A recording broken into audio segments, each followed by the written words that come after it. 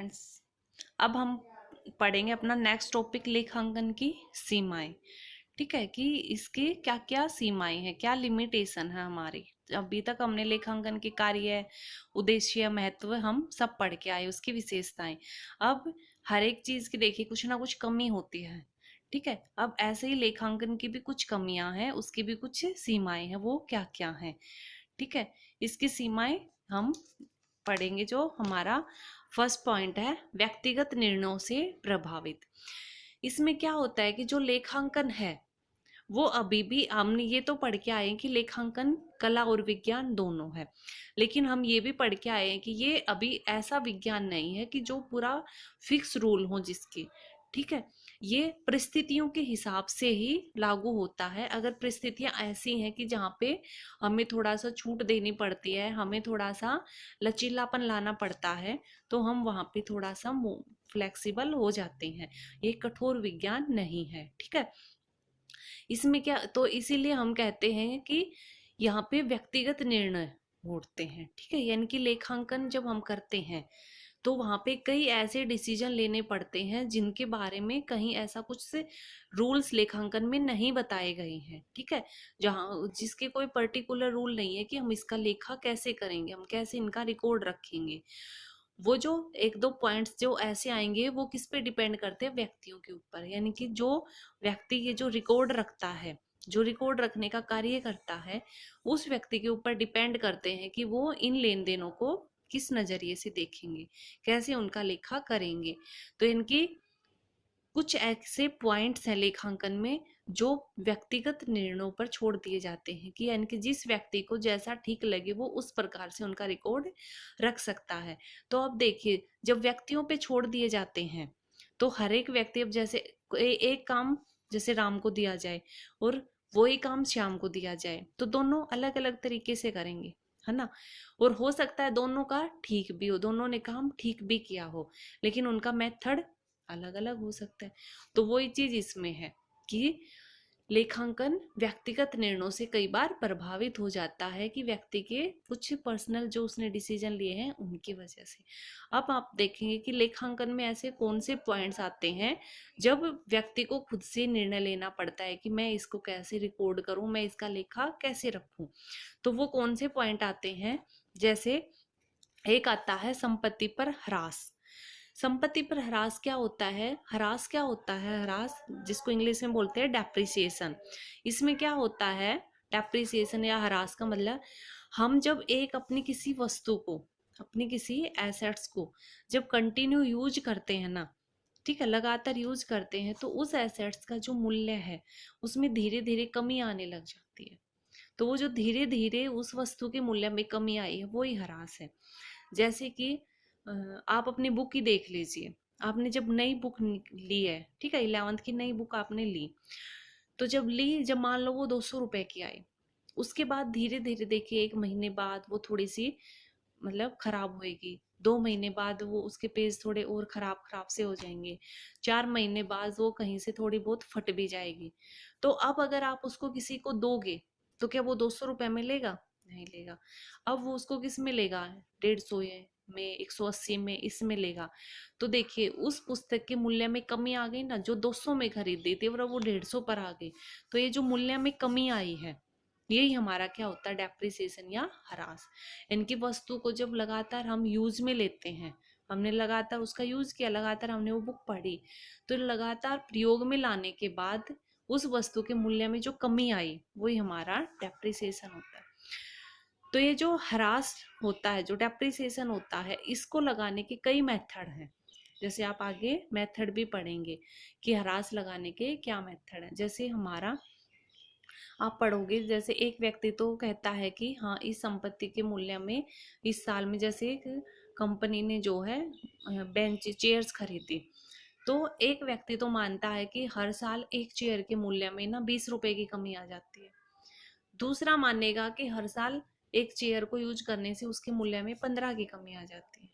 ठीक है, तो दोनों ठीक है, लेकिन जब एक 10 रुपए 15 घटाएगा और एक 20 रुपए घटाएगा, तो आखिर में जो लाभ होगा वो तो चेंज हो जाएगा, लाभ में तो डिफरेंस आएगा।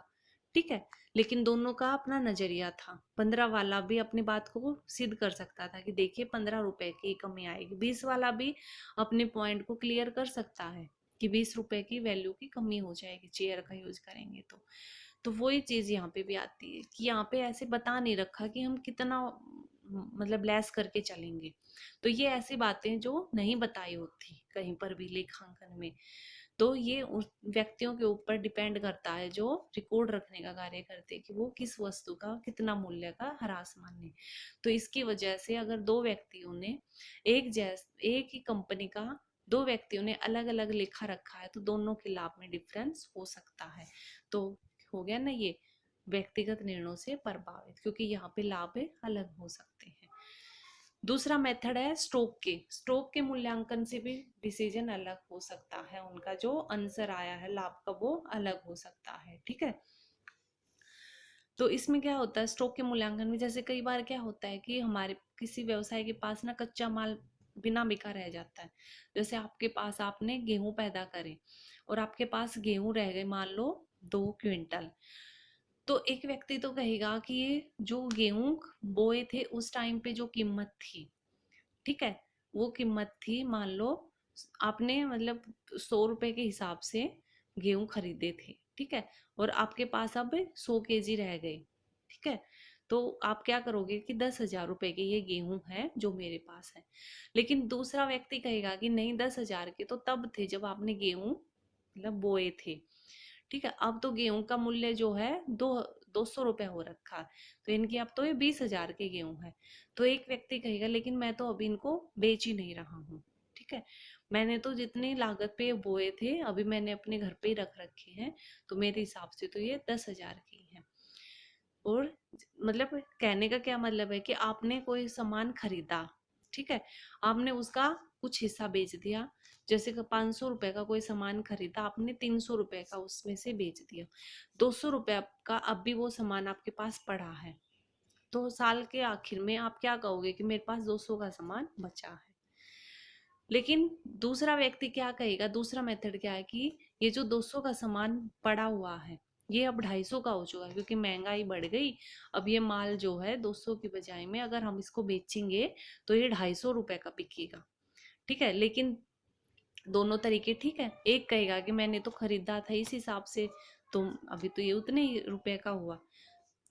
दूसरा कहेगा नहीं अभी अगर हम इसको मार्केट में बेचने जाएंगे तो ये सामान जो है 250 का बिकेगा, तो हमारे लिए इस सामान की कीमत 250 होनी चाहिए। तो दूसरा कहेगा कि मैंने 200 में खरीदा था तो 200 होनी चाहिए। दोनों अपनी अपनी जगह पर ठीक है। तो इस वजह से भी जो आंकड़े आएंगे, जो लाभ आएगा, जो 200 मानने का उसका अलग लाभ आएगा, जो 250 मानने का उसका अलग लाभ आएगा। तो इसलिए एक ही कंपनी के जो लाभ है वो अलग अलग दिखाते हैं, अलग अलग लाभ दिखाए जाते हैं अगर दो अलग लोगों ने उसका रिकॉर्ड रखा है तो फर्स्ट कमी तो इसकी ये हो गई। सेकंड इसकी कमी है कि लेखांकन की अवधारणाओं तथा परंपराओं पर आधारित होता है, ठीक है। इसमें क्या होता है कि जो लेखांकन हम जो करते हैं वो किस पे डिपेंड होता है, इसके जो कॉन्सेप्ट हैं, जो परंपराएं चली आ रही हैं उसके बेस पर ये, उसके बेस पे ही इसका रेखा किया जाता है। जैसे इसमें क्या होता है कि लेखांकन की अवधारणा और परंपराओं में क्या कहा गया है कि हमने जो स्थायी संपत्ति, स्थायी क्या होती हैं, वो संपत्तियां होती हैं जो हमने एक बार खरीद ली और हम उसको इतना जल्दी नहीं बेचने वाले, हम कई सालों तक उसका यूज करेंगे। जैसे हमने कोई मकान खरीदा है, हम रहने के लिए खरीदते हैं, ये तो है नहीं कि हमने उसको आज खरीदा है और 2 दिन बाद बेच देंगे। कोई मकान है, कोई गाड़ी है, कोई मोटर है, ये जो चीजें हैं वो हमारी कौन क्या होती हैं, स्थायी संपत्ति। तो लेखांकन की अवधारणाएं क्या कहती हैं कि जो स्थायी संपत्ति है उसका रिकॉर्ड हम, उसका लेखा हम व्यवसाय में कौन सी कीमत पर करेंगे, जिस कीमत पर हमने वो वस्तु खरीद दी है। यानी कि आप देखिए आपके ने कोई मकान खरीदा, ठीक है, आज के टाइम पर आपने 30 लाख रुपए में एक मकान खरीदा, और लेखांकन क्या कहता है कि आप इस मकान का, ठीक है, जब तक आप इसको नहीं बेच देते, जब तक आप इस मकान की कीमत कितनी मानोगे, 30 लाख रुपए। तो सोच के देखिए 20 साल के बाद भी आपके मकान की कीमत हम जो दिखा रहे हैं कि बुक्स में, जो किताबों में हम दिखा रहे हैं आपके मकान की कीमत, वो कितनी दिखाएंगे? 30 लाख रुपए। तो क्या ऐसा हो सकता है कि 20 साल के बाद भी आपका मकान 30 लाख का ही हो? क्योंकि जमीन का रेट तो हर साल बढ़ता है।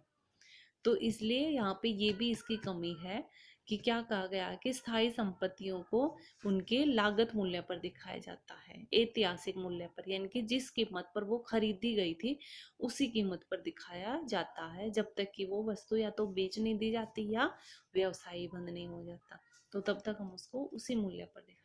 तो ये भी गलत है, क्योंकि अब उस कीमत की देखिए 30 साल की, 20 साल के बाद उस मकान की कीमत कम से कम 50 लाख हो चुकी होगी, लेकिन हम अब भी उसकी कीमत कितनी मान रहे हैं? 30 है। यानी कि किताबों में अब भी हम उसकी जो रिकॉर्ड कर रहे हैं 30 लाख की कीमत कर रहे हैं। यानी कि हमारा, हम 20 लाख का तो वैसे ही जो है उसमें वो कर रहे हैं, अपने लाभ को कम कर रहे हैं 20 लाख रुपए से। ठीक है, तो ये भी इसकी एक कमी है। नेक्स्ट है अपूर्ण सूचना। ठीक है, इसमें क्या होता है कि लेखांकन से हमें जो भी सूचनाएं, जो भी इंफॉर्मेशन मिलती है वो पूरी नहीं होती, अपूर्ण होती है। क्योंकि देखिए किसी भी चीज से अगर पूरी तरह से हमें उसके बारे में जानना है तो वो पूरी इंफॉर्मेशन और सच्ची इंफॉर्मेशन हमें कम मिलती है जब वो बंद हो जाए। जब कोई व्यवसाय चल ही रहा है तो चलते हुए व्यवसाय का हम इतना अच्छे से कैलकुलेशन नहीं कर सकते, तो जो सूचनाएं मिलती हैं वो अधूरी होती है। नेक्स्ट है गुणात्मक सूचनाओं का अभाव, जो हम पहले भी पढ़ के आए थे कि इसमें हम सिर्फ मौद्रिक घटनाओं को लेते हैं, इनकी जिनको मुद्रा में नाप सकते हैं, या वो लेन देन जो मुद्रा में हुआ है, पैसे में जिनका लेन देन हुआ है, वो गुणात्मक सूचनाओं को हम छोड़ देते हैं। गुणात्मक सूचना यानी कि जैसे मान लो कोई एक अच्छा प्रबंधक था, एक अच्छा कर्मचारी था और वो नौकरी छोड़ के चला गया, तो देखिए अच्छे इंसान जब कोई छोड़ के जाता है जगह को, तो उसकी वजह से काफी नुकसान होता है हमें। वो इंटेलिजेंट भी था, अच्छे से काम भी करता था, अब उसकी जगह हम दूसरे व्यक्ति को लाएंगे, उसको ट्रेनिंग देंगे, वो खर्चा अलग है, उसको काम सिखाएंगे और ये भी नहीं पता कि वो उस व्यक्ति के जितना अच्छा काम करेगा भी या नहीं करेगा। तो यहाँ पे उस एक व्यक्ति के जाने से हमें लॉस हुआ है, लेकिन हम ये नहीं बता सकते कि हमें कितना लॉस हुआ है, क्योंकि मनुष्य की कीमत थोड़ी ना लगा सकते हम। तो हम इन चीजों का लेखा नहीं करते, जबकि हमें पता है कि उसके जाने से कुछ इफेक्ट तो हमारी संस्था पे पड़ा है। ठीक है, तो वही हमारी चीज है कि हम ऐसी गुणात्मक गुणों वाली सूचनाओं को छोड़ देते हैं, हम सिर्फ वही लिखते हैं जो मुद्रा में होते हैं। जैसे कर्मचारी और प्रबंधक, ठीक है, एम्प्लॉय में और उसके हेड में एक अच्छा संबंध है, मधुर संबंध है, कभी लड़ाई कभी झगड़े मनमुटाव नहीं होते, वो भी अपने आप में एक अच्छी बात है एक संस्था के लिए। लेकिन उस पॉजिटिव पॉइंट का कोई मूल्य नहीं है, हम पैसे में कैलकुलेट नहीं कर सकते। ठीक है, तो इन चीजों को हम छोड़ देते हैं। उसके बाद है नेक्स्ट ऐतिहासिक लागतों पर आधारित। ये कि इसमें हम जो भी रिकॉर्ड रखेंगे वो सारे किस पे होंगे? ऐतिहासिक लागतों पर, यानी कि जिस कॉस्ट पर, जिस लागत पर जो सामान खरीदा था, हम उस सामान की वैल्यू उसी लागत पर दिखाते जाएंगे। ठीक है, ये नहीं है कि हमने एक सामान 100 रुपए का खरीदा और आज उसकी कीमत अगर हम मार्केट में बेचे तो 150 रुपए हो गई, नहीं, हम उसको कितने पर ही दिखाएंगे? 100 पर ही। तो हम ऐतिहासिक लागतों पर ही अपने सारे लेन देनों को दिखाते हैं। तो ये भी इसकी कमी है, क्योंकि जो चीज आज अगर हम मार्केट में बेचेंगे उसको, वो 150 की बिकेगी, हमें पता है उस चीज का कि 150 की बिकेगी, और हम फिर भी जो अपने रिकॉर्ड्स हैं उसमें उसको 100 की दिखा रहे हैं। ठीक है, तो सीधा सा 50 रुपए कम की दिखा रहे हैं। ठीक है, तो लेकिन ये हमें पता है कि ये ऐसा नहीं होना चाहिए, लेकिन लेखांकन की अपनी इसकी मान्यताएं हैं कुछ, वो ये कहता है कि नहीं, जिस मूल्य पर खरीदे उसी पे दिखाइए। तो ये भी इसकी एक कमी है। नेक्स्ट है झूठे दिखावों से प्रभावित। इसमें क्या होता है, लेखांकन कई बार हम इसमें कुछ उतार चढ़ाव, ठीक है, कुछ दिखावा भी कर सकते हैं, इनके अपने लाभों को ज्यादा करके दिखा देते हैं। कोई कंपनी के अगर लाभ कम हो रहे हैं या कोई लॉस में जाने वाली है, तो वो क्या करती है कि कुछ डाटा इधर उधर करके ना अपना लाभ पॉजिटिव दिखा देती है, अपने जो स्थिति, अपनी पोजीशन को अच्छी दिखा देती है। इससे जनता क्या सोचती है कि नहीं, कंपनी लाभ में चल रही है। तो कई बार जो है झूठे दिखावे भी इसमें किए जाते हैं। जैसे कैसे कर ले कि वो, जैसे वर्ष के अंत में उसने कुछ सामान खरीदा है किसी संस्था ने, ठीक है, उस सामान को वो स्टॉक में दिखाएगी ही नहीं, ठीक है, इसमें लिखा न किया जाए, यानी कि उस क्रय वाले सामान को वो लिखती ही नहीं, क्योंकि अगर उसने क्रय का सामान दिखा दिया तो इसका मतलब उसको उतने रुपए देने पड़ेंगे, ठीक है, लाभ में से उतने रुपए देने पड़ेंगे, तो लाभ हमारा और कम हो जाएगा। जैसे कंपनी का लाभ 5 लाख रुपए आया और उसने देखा कि मैंने साल के आखिर में 3 लाख का सामान और मंगा लिया, तो उस 3 लाख के अमाउंट को वो जब लेस करेगी 5 में से, तो उसके लाभ 2 ही बच जाएंगे। तो कंपनी झूठा दिखावा करने के लिए क्या करती है, उस 3 लाख का जो उसने सामान खरीदा है उसको साल के आखिर में नहीं दिखाती, उसको अगले साल में ट्रांसफर कर देती है, ठीक है, जबकि वो सामान खरीदा तो इसी साल था।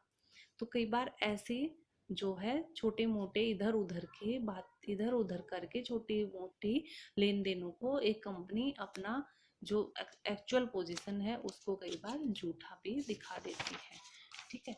नेक्स्ट इसकी जो लिमिटेशन है वो क्या है, भावी अनुमानों के लिए अनुपयुक्त, यानी कि इस लेखांकन के आधार पर हम भविष्य का कोई अनुमान नहीं लगा सकते, क्योंकि फर्स्ट बात तो ये कि भविष्य क्या होता है, अनिश्चित होता है, कोई भी व्यक्ति ये नहीं कर सकता कि भविष्य में क्या होने वाला है, ठीक है, और भूतकाल की घटनाओं के आधार पर तो हम बिल्कुल भी नहीं कह सकते कि भविष्य में क्या होगा, ठीक है, क्योंकि लेखांकन हमें जो सूचनाएं देता है वो किस से रिलेटेड होती है, भूत से, यानी कि वो सारी चीजें हो चुकी हैं, ठीक है, इनकी इतने लेन देन, इतना आय, इतनी बचत उसकी उस साल में हो चुकी है, ठीक है, उसने साल में कितना क्या कुछ लेन देन किया, हमें तो साल के आखिर में वो एंड में पता चलता है कि हाँ भाई इस साल इतना लेन देन हुआ, इस साल ये कुछ हुआ, तो उस पिछले साल में जो चीजें हो चुकी हैं उसके आधार पर हम भविष्य के बारे में कैसे अनुमान लगा सकते, नहीं लगा सकते, ठीक है, तो ये भविष्य के अनुमान लगाने में भी ज्यादा उपयोगी नहीं होती, तो ये भी इसकी एक क्या थी, सीमा थी। अब नेक्स्ट पॉइंट आ जाएगा आपकी लेखांकन सूचना की गुणात्मक विशेषताएं, ठीक है, जो कि हम नेक्स्ट टॉपिक है, आपने ये अपना नेक्स्ट टॉपिक नेक्स्ट क्लास में करेंगे।